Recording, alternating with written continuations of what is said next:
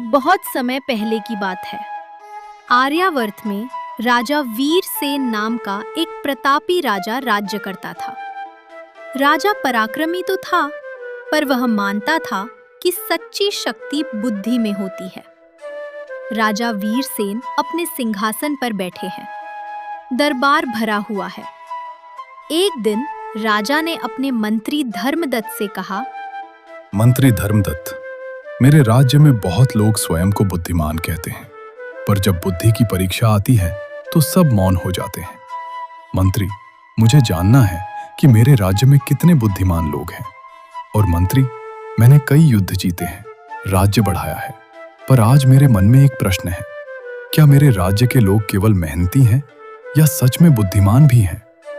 महाराज, सत्य है, लोग श्रम से डरते नहीं, पर सोचने से डरते। आप बस आज्ञा दें, मैं अभी व्यवस्था करता हूं। महाराज, आपकी चिंता उचित है, पर बुद्धि को पहचानना आसान नहीं। इसीलिए मैं आसान रास्ता नहीं चुनूंगा। मैं ऐसे प्रश्न पूछूंगा जिनका उत्तर केवल याद से नहीं, सोच से निकले। क्यों ना आज तो डर को सामने लाया जाए। मेरे 3 प्रश्न होंगे।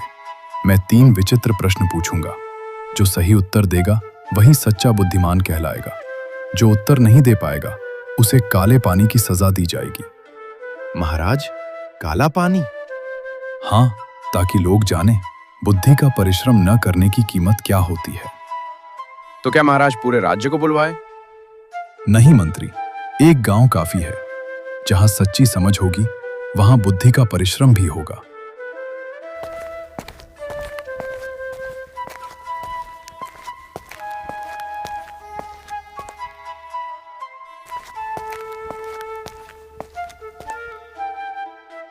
मंत्री धर्मदत्त गांव पहुंचा। गांव के चौपाल में एक ढोल बजवाकर घोषणा करवाई, राजा वीरसेन का संदेश है, जो स्वयं को बुद्धिमान समझता हो वह राजा के 3 प्रश्नों का उत्तर देने को तैयार रहे। राजा वीरसेन की आज्ञा है, जो भी बुद्धिमान हो वह तैयार रहे। राजा 3 प्रश्न पूछेंगे, उत्तर बुद्धि और समझ से देना होगा, और जो भी राजा के 3 प्रश्नों का उत्तर नहीं दे पाएगा उसे काले पानी की सजा मिलेगी। गांव में हलचल मच गई। लोग आपस में बात करने लगते हैं। हे भगवान, जवाब गलत दिया तो जीवन समाप्त। राजा बुद्धि की परीक्षा नहीं, मौत का बुलावा भेज रहे हैं। अरे, राजा के सवाल आसान थोड़े होंगे। राजा से कौन उलझे भाई, गलत जवाब दिया तो मुसीबत। हम तो किसान हैं, हल चलाना जानते हैं, दिमाग चलाना नहीं।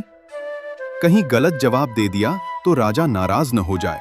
डर और उत्सुकता दोनों छा जाती हैं। और उसी गांव में रहता था एक विद्वान पंडित हरिशंकर। उसकी बेटी माधवी बहुत समझदार और तेज बुद्धि वाली थी। मंत्री पंडित के घर पहुंचा। पंडित जी, गांव के लोगों से सुना है कि आप बुद्धिमान हो। राजा आपसे और गांव वालों से प्रश्न पूछना चाहते हैं।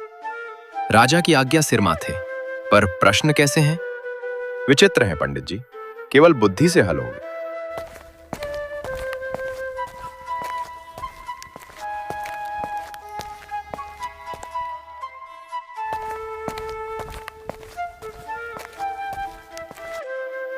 मंत्री के जाते ही पंडित चिंता में पड़ गया और अपनी बेटी से कहता है, बेटी, राजा का संदेश सुना तूने? काले पानी की सजा कोई साधारण दंड नहीं। बेटी, राजा का मन समझना कठिन होता है। राजा के प्रश्न आसान नहीं होंगे। पिताजी, यदि बुद्धिमान भी डर जाए तो मूर्खों का क्या होगा? पिताजी, राजा भी मनुष्य हैं और मनुष्य को सबसे ज्यादा सच्चाई और समझ प्रभावित करती है। प्रश्न कठिन हो तो उत्तर भी सोच समझकर देना चाहिए। बुद्धि भी परिश्रम मांगती है। पर प्रश्न कठिन होंगे, और यदि उत्तर गलत हुआ तो मैं तुझे अनाथ कर जाऊंगा। कठिन प्रश्न ही तो बुद्धि को परिश्रम करने का अवसर देते हैं। अगर आप नहीं गए तो बुद्धि हार जाएगी पिताजी। बेटी, मैं डरता हूं। डर से बड़ा कर्तव्य होता है। आप जाएंगे, और यदि उत्तर ना भी सूझे तो समय मांगिएगा।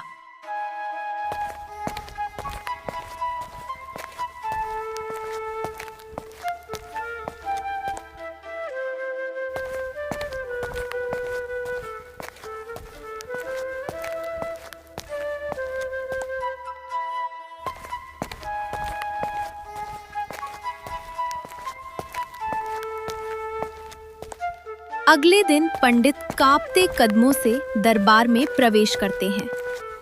राजा वीरसेन अपने सिंहासन पर बैठे हैं। दरबार भरा हुआ है। पंडित हरिशंकर, तुम बुद्धिमान कहलाते हो। तैयार हो? महाराज, मैं प्रयास करूंगा।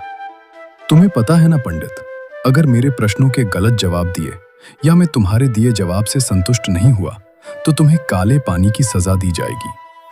हाँ महाराज, मुझे अच्छी तरह पता है। तो ठीक है, मेरे पहले प्रश्न यह है कि भगवान कहाँ पर बैठते हैं। दूसरा प्रश्न यह है कि भगवान अपना मुख किस दिशा में रखते हैं। और यह मेरा तीसरा प्रश्न जो कि सबसे कठिन है, भगवान क्या करते हैं। दरबार में बैठे लोग और गांव वाले एक दूसरे का मुंह देखने लगे। मौन का अर्थ है असफलता। काले पानी का रास्ता खुल सकता है। महाराज, मुझे कुछ समय चाहिए। समय? क्यों? क्योंकि बुद्धि भी परिश्रम मांगती है महाराज। ठीक है, समय दिया जाता है। पंडित चिंतित घर जाता है।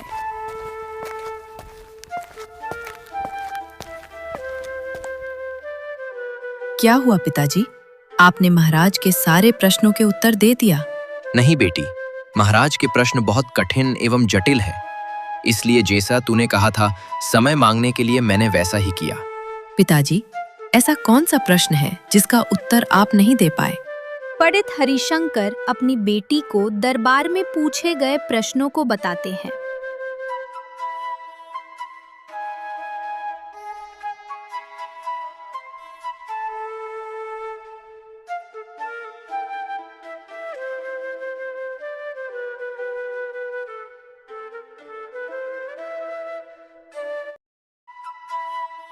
पिताजी, आप परेशान क्यों हो रहे हो? आपकी जगह मैं जाऊंगी इन प्रश्नों के उत्तर देने। नहीं बेटी, मैं इतना खुदगर्ज नहीं हूं कि अपनी बचाव के लिए मैं अपनी बेटी को दांव पर लगा दूं। तुम अच्छी तरह पता है, अगर तुम्हारे दिए गए उत्तर से महाराज संतुष्ट ना हुए तो तुम्हें काले पानी की सजा मिल जाएगी। पिताजी, मुझे इन प्रश्नों के उत्तर पता है, आप चिंता मत करो।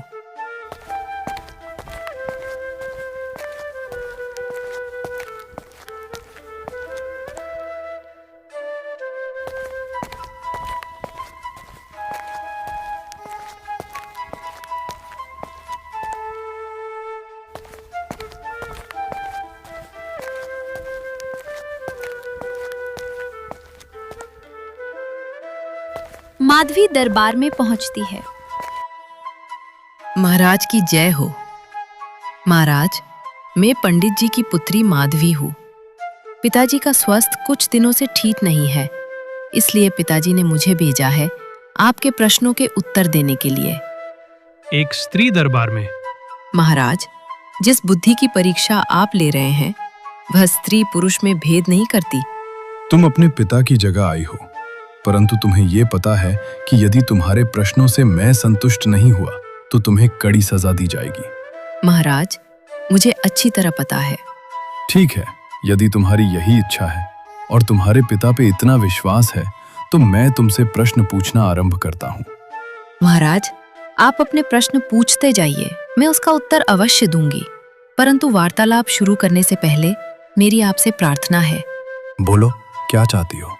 महाराज, आपको मालूम होगा कि प्रश्न पूछने वाला शिष्य होता है और उत्तर देने वाला गुरु होता है। हमारे शास्त्रों में लिखा है कि गुरु को हमेशा उच्च स्थान दिया जाता है और शिष्य को गुरु से नीचे स्थान मिलता है। महाराज माधवी की बातों से काफी प्रभावित हुए और प्रसन्नता पूर्वक उन्होंने उसे अपना सिंहासन दे दिया और स्वयं उससे नीचे हो गए और उन्होंने फिर से कहा, मेरी बात को ध्यान से सुनो। यदि तुम्हारे दिए गए उत्तर से मैं संतुष्ट नहीं हुआ तो मैं तुम्हें काल कोठरी में आजीवन बांधी बना दूंगा।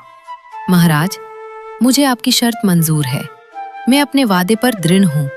आप अपने प्रश्न पूछिए, मैं उनका उत्तर दूंगी। पहला प्रश्न, भगवान कहाँ बैठते हैं? महाराज को सीधे उत्तर से संतुष्टि नहीं मिलेगी, इसलिए उन्हें उत्तर अलग तरह से देना होगा। महाराज, एक गाय मंगवाने की व्यवस्था कीजिए।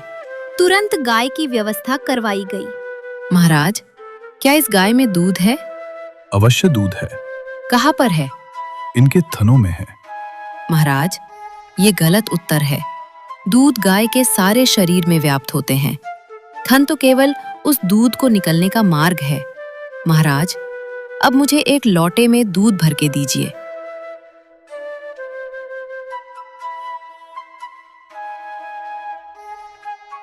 अब बताइए महाराज कि इस दूध में मक्खन है?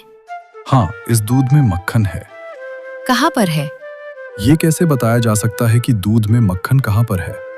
जिस प्रकार आपको इतना भी ज्ञान नहीं है कि दूध में मक्खन कहाँ पर है, और आप ये भी मानते हो कि दूध में मक्खन है, ठीक उसी प्रकार ईश्वर सारे विश्व में सब जगह पर व्याप्त है, और वैसे ही दूध में मक्खन व्याप्त है, और दूध गाय के शरीर में सब जगह व्याप्त है। जिस प्रकार दूध को पाने के लिए दूध को दूहना पड़ता है, ठीक उसी प्रकार ईश्वर को जानने के लिए अपने हृदय को जानना पड़ता है। अब बताइए महाराज, आपको अपने प्रश्न का संतोषजनक उत्तर मिला या नहीं? हाँ, मिल गया। अब तक जो महराज से यह कहते थे कि ईश्वर ऊपर आसमान में रहते हैं, अब महराज की दृष्टि में गलत साबित हो गया। महाराज, दूसरा प्रश्न पूछिए। दूसरा प्रश्न यह है कि भगवान अपना मुख किस दिशा में रखते हैं? पूरब, पश्चिम, उत्तर या दक्षिण? आपका दूसरा प्रश्न बड़ा ही अजीब है, परंतु मैं आपको इसका उत्तर अवश्य दूंगी। मुझे जलता हुआ एक दिया चाहिए। ठीक है, दिया लाया जाए।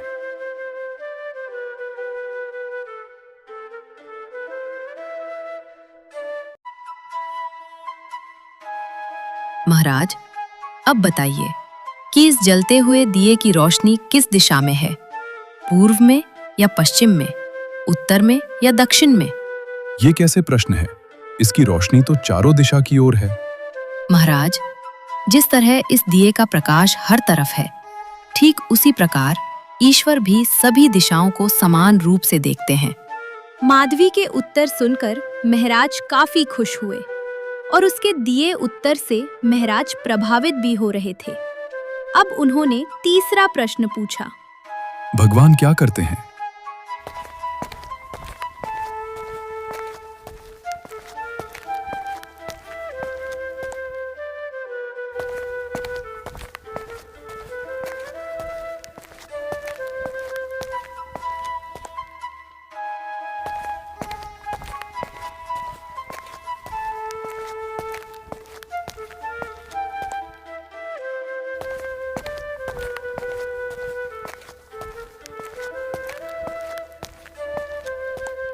पंडित हरिशंकर ने जब अपनी पुत्री को महराज के सिंहासन पर बैठे देखा तो वह आश्चर्य हो गए।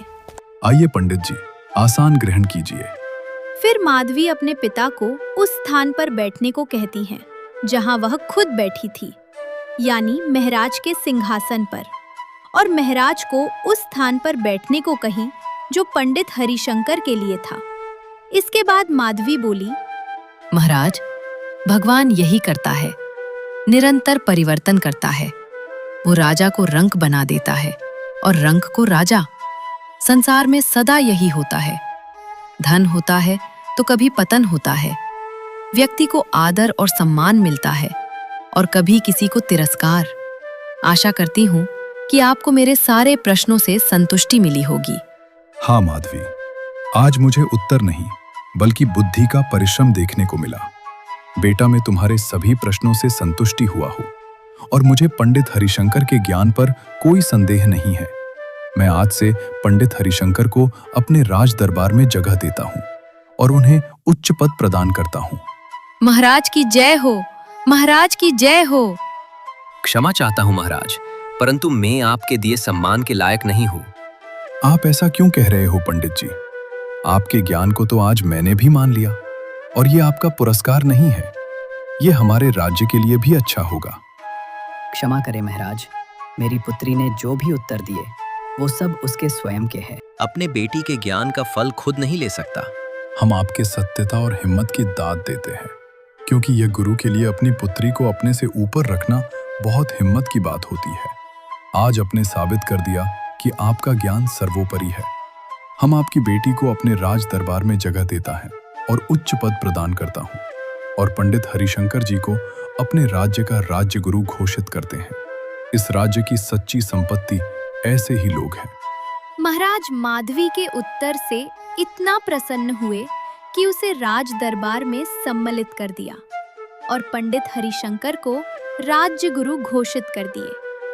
अब महाराज का मन शांत और प्रसन्न था। जहां भय समाप्त होता है, वहीं बुद्धि जन्म लेती है।